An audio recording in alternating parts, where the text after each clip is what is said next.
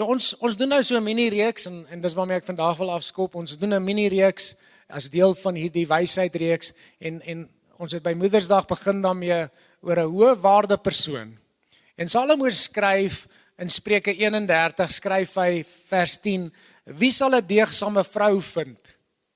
Want haar waarde is ver bo korale. Jy sal onthou dat ek vir jou gesê het op Moedersdag, ek dink nie, ons moet net dink daaraan dat 'n deegsame vrou, of die Engels sê 'n virtuous woman, gaan net vir hierdie kwaliteite is net vir vrouens nie, want daar's 21 kwaliteite wat Salomo noem daarso. En ek dink is 'n bietjie onregverdig om te dink net die vrouens moet hierdie kwaliteite hê. Ek dink dis kwaliteite wat almal van ons moet hê. 'n Hoë waarde persoon praat die boek van Spreuke hieroor. En God roep elkeen van ons om 'n hoë waarde persoon te raak. Nou baie van ons, of laat ek so sê, die wêreld waarin ons leef, is behep daaroor om 'n hoë of 'n wat noem hulle dit, 'n baie belangrike persoon, 'n VIP te wees in Engels. Wat is dit in Afrikaans? Baie BBP. Baie belangrike persoon. Maar ek dink God se koninkryk en God se wysheid wil eerder hê dat ons 'n HWP moet wees, 'n hoë waarde persoon. 'n Hoë waarde persoon. En wanneer ons praat oor hoë waarde en hoe ons waarde kan verhoog, moet ons net onthou dat ons basiswaarde element lê daarin dat ons nommer 1 geskep is in die beeld van God. So elkeen van ons het reeds waarde. Want God het vir jou en my as sy kroon van sy skepping gemaak in sy beeld en in sy gelykenis. En dan die tweede waarde proposisie wat ek en jy het, is dat ons gekoop is met die kosbare bloed van Jesus. Dis die hoogste prys wat nog ooit kon betaal word vir enige iets, enige transaksie wat nog ooit gemaak is in die geskiedenis van die mensdom of van die wêreld, is dat Jesus vir jou en my losgekoop het met sy bloed. So ek en jy het klaar waarde in hom. So ons het ingeboude intrinsieke waarde. Maar hoeveel van julle weet dat die waarde wat mense toevoeg tot 'n gesprek, tot 'n familie, tot 'n besigheid, tot 'n transaksie verskil?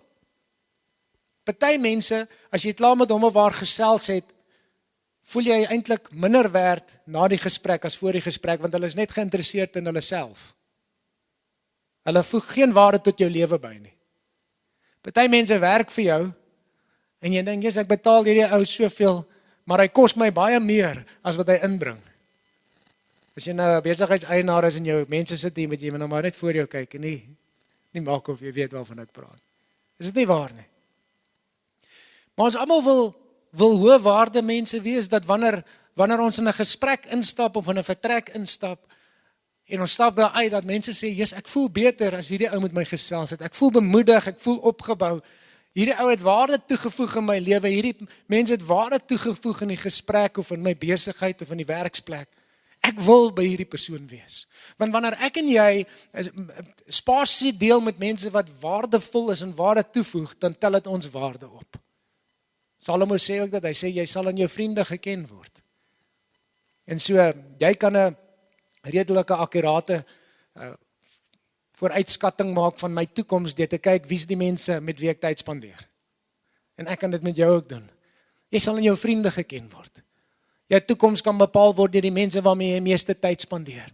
En daarom is dit vir my belangrik, en ek glo vir jou ook, om tyd met waardevolle mense te spandeer. Tyd te spandeer met mense wat waarde toevoeg tot ons lewens, maar ek wil ook een van daai persone wees wat waarde toevoeg tot ander mense se lewens. En Salomo, of die skrywer van Spreuke 31, help ons hiermee. Hoe voeg ek waarde toe tot my huwelik, tot my gesin, tot my kinders? Hoe bring ek waarde tot na die kerk toe, na my werkgewer toe, na kliënte as ek hulle diens? En hoe bring ek waarde na God se koninkryk toe? 'n Hoë waarde persoon is nie 'n perfekte persoon nie, maar hulle streef voortdurend om hulle self te verbeter, om te groei in hulle self. Hulle ontwikkel hulle waardigheid, karakter, hulle wysheid, kennis en werketiek. En daarom neem die waarde wat hulle toevoeg voortdurend toe. Weet, ek en jy kan groei. Wie van u kyk na jouself, en as jy na jouself 'n jaar terugkyk, of 2 jaar terug, of 5 jaar terug, sê ek kan myself amper nie herken nie, ek het soveel gegroei. Om van nie, ek weet. Is daar niemand wat hier gegroei het nie? Iemand wat kan sê, ja, Leanne, dink aan jouself 5 jaar terug, where you've been. Jy het geweldig gegroei. En dis die journey wat ons het saam met Jesus. Dis nie uitnodiging van disippelskap as ons groei, en soos dat ons groei in die Here, groei ons waarde. Ons is nie dieselfde nie. Ons kan uit enige situasie uitgroei. As jy voel jy strapped in jouself, jy sukkel met dit of jy sukkel met dat, jy kan uit dit groei as jy Jesus volg. En Jesus gaan ons altyd daar uitlei. So ek wil vinnig kyk na 5 waardeproposisies wat ons vandag kan toevoeg. En daar is 21 van hulle, maar ons wil net na 5 kyk. Wie sal 'n deegsame vrou vind, sê Salomo, want haar waarde is ver bo korale. Nou kom ons sit daaraan, wie sal 'n deegsame persoon vind, want sy of haar waarde is meer as korale. Daar's iets kosbaars daaraan. Nommer 1, kom ons kyk vandag na wat ons laas keer gedoen het. Deel 1 het gesê, besef jou eie waarde, nommer 1. Nommer 2, word 100% betroubaar. 3, doen goed aan ander.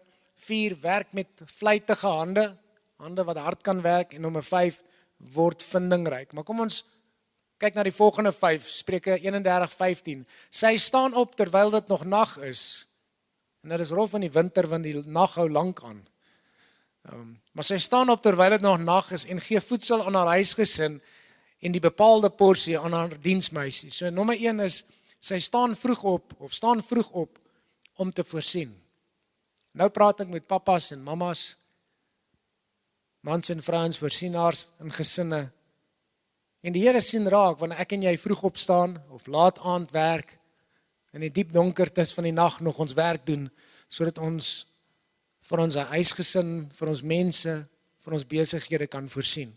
En daar's 'n lading wat kom wanneer jy die voorsienaar is. Kan ek net sien, wie van julle is of die hoofvoorsienaar of gedeeltelik voorsienaar, met ander woorde man en vrou werk en dra by tot die finansiële welvaart van die gesin. Waar is al die broodwinners en die wat bydra tot dit? Kan ek net sien. Ek wil net sien met wie praat ons vandag.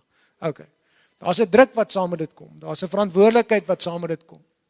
En die Here sien raak wanneer ek en jy daai ekstra moeite doen, daai vroeg opstaan, daai laat aand werk, om seker te maak jou kinders is voorsien, om seker te maak die huishouding is voorsien.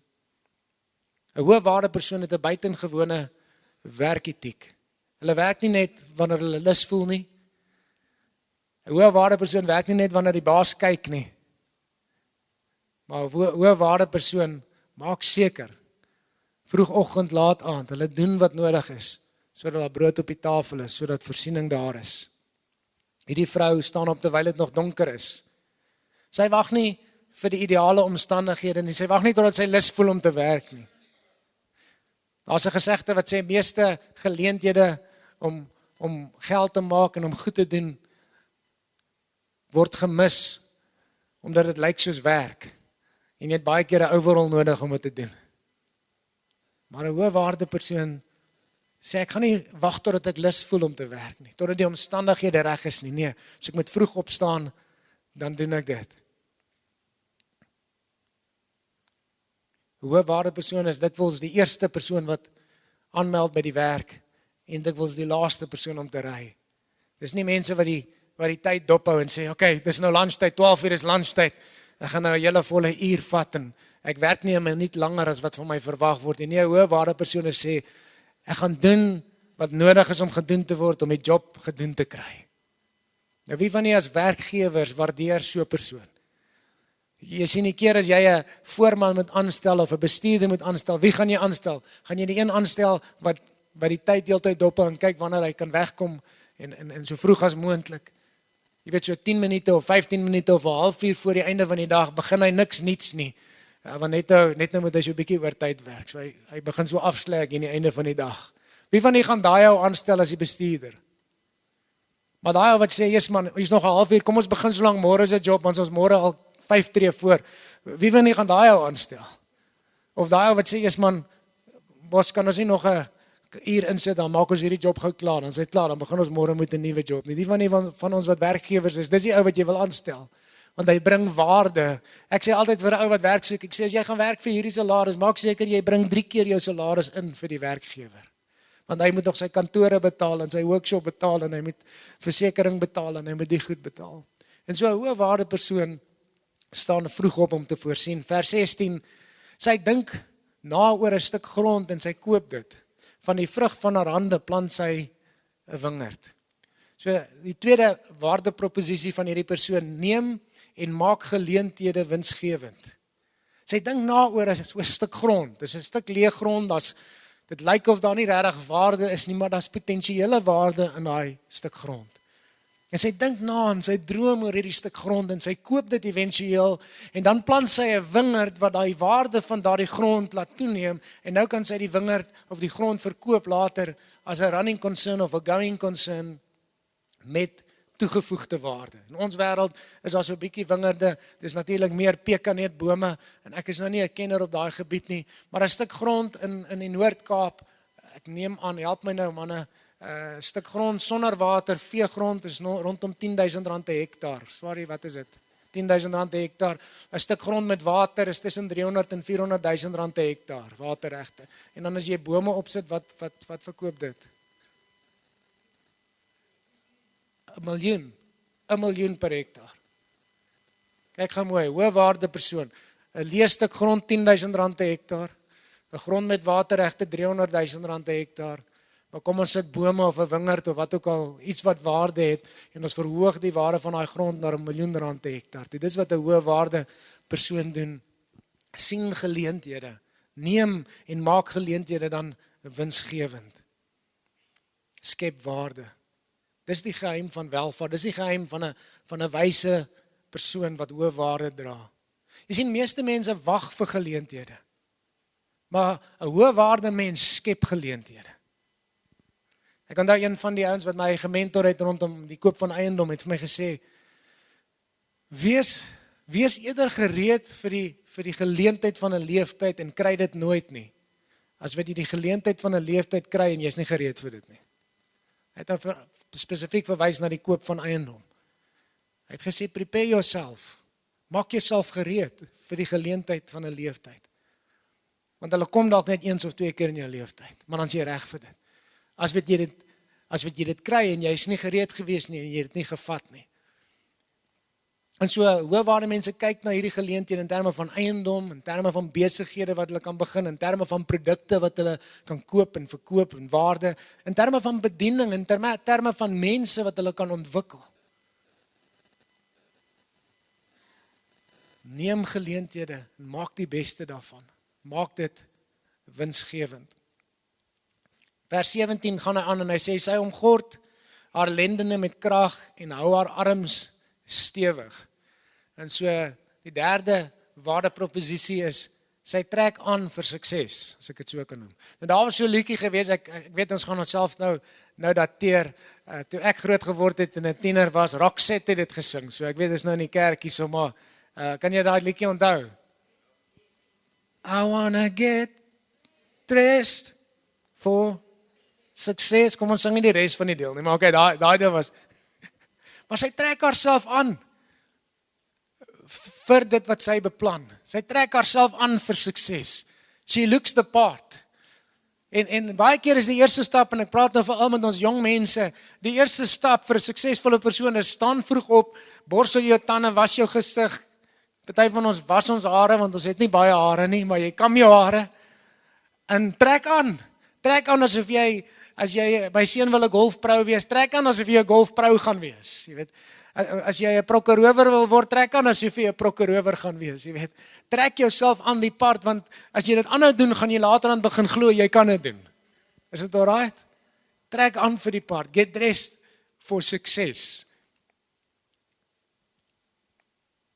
Min mense gaan jou en my aanmoedig om buitengewone dinge te bereik in die lewe. Daar's baie min mense wat regtig ons gaan aancheer. En wanneer jy en ek begin uitstyg bo die gemiddelde, of uitstaan, kry ons dikwels eerder kritiek, of jaloesie, of weerstand, as wat ons aanmoediging beleef. Ek weet nie of jy dit ook al besef het nie.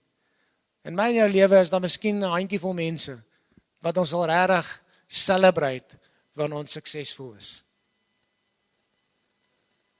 Baie keer is dit die mense naaste aan jou, wat jy verwag moet jou celebrate, wat eintlik jaloers is op jou sukses. Wat jaloers is wanneer jy 'n positiewe wending inneem en dit goed met jou gaan. En so daarom kan ons nie wag op ander mense nie. Ja, daar's 'n handjievol mense in ons binnekring wat ons sal celebrate. Maar hoë waarde mense leer iets en dis om hulle self in die Here te kan versterk. Dit sê Dawid het homself in die Here versterk. Daar was 'n oomblik gewees wanneer self sy eie manne, sy eie hy het mos 'n mighty men gehad, 600 van hulle. En toe hulle terugkom van oorlog af en hulle vrouens is weggevat en hulle kinders is weggevat, toe wil sy eie mense omstenig. En dit sê Dawid het homself in die Here versterk. Hy het homself in die Here versterk want hy kon nie op daai stadium eers op sy naaste vriende reken nie. En so dis 'n kwaliteit van 'n hoë waarde persoon is die vermoë om onsself in die Here te versterk. En meer as net die oppervlakkige trek aan vir sukses, die klere wat ons aantrek, moet ons geestelik onsself aantrek vir sukses. En hoe doen ons dit? Ons ken die wapenrusting. En wat is die wapenrusting? Die wapenrusting is om tyd met die Here te spandeer. Efesiërs 6. Staan vas in die Here en in die krag van sy mag jou denke bekleed met die helm van verlossing. Dink verloste gedagtes. Jou hart bedek met die borswapen van geregtigheid, dat jy reg voor God staan. En ek vind dat wanneer ek tyd met God spandeer, wanneer ek tyd met sy woord spandeer, wanneer ek tyd in gebed spandeer, dan vernuwe hy my gemoed. Ek sit die helm van verlossing aan. Hy deel met my hart en hy sit my in 'n regte stand met hom en hy herinner my aan dat ek reg voor hom staan. Die beld van waarheid of die gordel van waarheid trek hy vir my aan. Hy vervang die leuns of hy counter die leuns van die vyand met die waarheid. Hy sit in my arm die skild van geloof sodat ek in daardie dag die vuurige pile van die vyand, die leuns van die duiwel kan weerstaan met die skild van geloof. En hy sit in my ander hand die swaard van die Gees, die rema woord van God vir my, vir daardie dag, vir daardie oomblik, vir daardie situasie, sodat ek kan veg met daardie woord. En hy sit aan my voete die skoene van die bereidheid om die goeie nuus met ander mense te deel. Maar dis wanneer ek tyd met hom spandeer, tyd in sy woord spandeer, wat ek myself bekleef vir sukses. Daar's geen ander plek nie. Ek bekleed myself met my ware identiteit in Christus. En dis waarin my waarde lê. My waarde lê nie in die dinge van hierdie wêreld. My waarde lê nie in geld en goed en die sukses van hierdie wêreld nie. My waarde lê in die teenwoordigheid van my koning wat my bekleef vir sukses. Die volgende waardeproposisie is verseker winsgewendheid. En ek wil dit gou vir jou lees in vers 18. Sy voel dat haar wins goed is en in die nag gaan haar lamp nie dood nie. Sy voel dat haar wins goed is en in die nag gaan haar lamp nie dood nie. Die deegsame vrou verstaan die belangrikheid van winsgewendheid. Sy is nie net besig om aktief te wees nie, maar sy is actually produktief. Want daar is 'n verskil tussen aktiwiteit en produktiwiteit. En God roep ons op hierdie aarde om produktief te wees. En reg in die begin, toe God sê vir Adam, ek gaan jou seën, en hy seën vir Adam en Eva, toe sê hy vir hom, jy moet produseer. Dit was een van die mandate. Hy sê, vul die aarde, wees produktief. En God het jou en my op aarde geplaas om produktief te wees. En wanneer ek en jy produktief is, dan is ons winsgewend. So preek so 'n bietjie vir jou buurman, as jy in een plek of jou buurman of buurvrou so 'n bietjie met die elbow kan garra, as jou boetie of jou sussie langs jou sit, werk hulle so 'n bietjie en sê, God het jou geroep om produktief te wees. Ons kan besig wees sonder om waarde toe te voeg. Of ons kan regtig produktief wees en waarde toevoeg. Elke gesprek, elke vertrek waarin ons instap, watse waarde kan ek toevoeg? Vra myself die vraag, dit wat ek doen, werk dit? Voeg dit waarde by? Is dit volhoubaar? Maak dit 'n verskil in iemand anders se lewe? Sy voel dat haar wins goed is en in die nag gaan haar lamp nie dood nie. Ek wil net vers 19 saam met dit lees. Sy steek haar hande uit na die spinstok en haar handpalms hou die spoel vas. So die laaste gedagte wat ek by jou wil los is voltooi wat ook al jy aanpak. Voltooi wat ook al jy aanpak. Hierdie vrou werk tot laat in die nag met haar spinstok. in die ou dae het hulle klere so gemaak, jy het 'n weefbalk gehad waar jy drade so gespan het of gare so gespan het of wol en dan 'n dwars oorgespan het en so aan voortgaan. En hierdie vrou weef vir eie klere tot laat in die nag want sy wil die projek klaarmaak. So ek so na my vrou dink, dan baie keer dan is ek al moeg, dan wil ek gaan slaap en dan is hy besig, dan hoor ek net daai masjien daaronder wat stik. Dan gaan sy aan, dan sy besig om gordyne te maak of kussingslope en dan partykeer is dit 'n flop en dan is die kussingsloop te klein of ietsie loop skeef, maar tot laat in die nag sal sy aanhou en produktief wees, want sy maak haar job klaar. As my vrou haar kop op iets gesit het, my maat, dan moet ek net inval by haar plan, want sy het nou besluit, hierdie ding gaan nou so werk, ons gaan nou die maak, sy is nou gefrustreerd met die huis, ons gaan dit doen. En as iets rondom om 'n job klaar te maak. God word nie regtig verheerlik deur die werke wat ons begin het. Deur die projekte wat ek begin nie, hy word verheerlik deur die werke wat ons klaar maak. Nou ek is 'n beplanner en 'n dromer, so partykeer begin ek 'n projek en dan staan hy so bietjie. Nou wanneer daai projek wat net begin is, maak nie verheerlik nie God nie. God word verheerlik deur wanneer ons iets klaar maak. Jesus sê dit self in Johannes, glo dis in hoofstuk 4, sê hy, my voedsel is om die wil van my Vader te doen en dit klaar te maak. My food is to do the will of my Father and to finish it. So God word nie net verheerlik daardeur nie. Hy sê this is my Father is glorified that I finish his will. Maar dis nie net God wat daardeur verheerlik word nie, daar's ook 'n gevoel van satisfaksie wat kom. Jesus sê my voedsel, dit wat my satisfy, dit wat my vervul, is wanneer ek die wil van my Vader doen en dit dan ook klaar maak. En een van die grootste waardeproposisies van 'n hoë waarde persoon is nie net ek kan droom oor hierdie idee en daai idee en hierdie plan en daai plan en kom ons begin iets hier en dan los ons dit eers weer.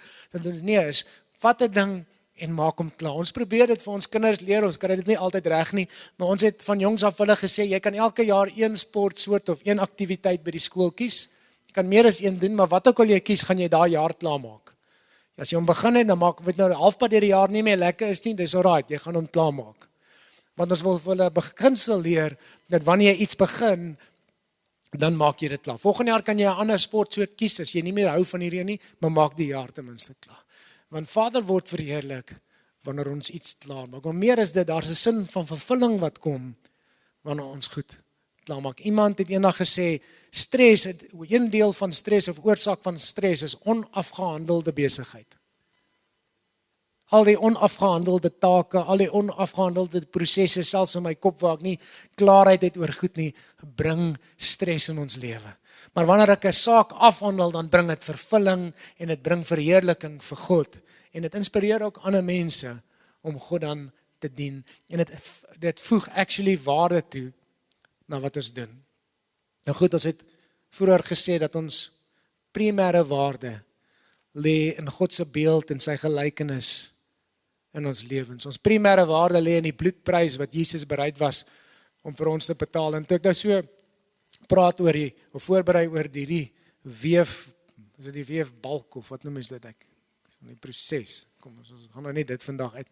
Toe herinner dit my aan 'n storie van Corrie ten Boom, hoe sy vertel het as kind het sy gesit by hierdie weefster. Ek weet nie of dit haar ouma of iemand was nie en sy was gefassineer met hierdie proses maar sy het aan die verkeerde kant van die weefmasjien gesit. So al wat sy gesien het is knope en hier's 'n donker streep hier deur die weef en hier's toue wat hierdie kant toe gaan en dis 'n tosseltjies wat afhang en sy het die hele tyd vir haar ouma gevra, maar ouma, wat maak ouma? En ouma het gesê, wag, jy sal sien. En vir ure het sy gestaar en gefassineer met hierdie ding heen en weer gaan en hoe hy werk, maar sy kon nie die prentjie sien nie. En dit het vir haar gelyk soos totale chaos totdat ouma klaar geweef het en vir haar gesê kom staan gou 'n bietjie aan my kant en kom kyk wat ons klaar gemaak het. En dit was hierdie pragtige landskap, ek dink dit was berge en 'n see en groen gras. En ewe skielik kon sy die prentjie sien. En dikwels is dit hoe ons lewens is.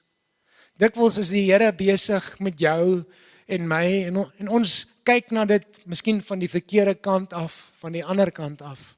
Ons sien nie wat God sien of waarmee God besig is nie, maar hy het 'n prentjie in sy kop wat hy besig is om te vorm. Hy is besig om jou en my waarde te vorm, sodat ons waarde kan toevoeg in die wêreld waarin ons leef.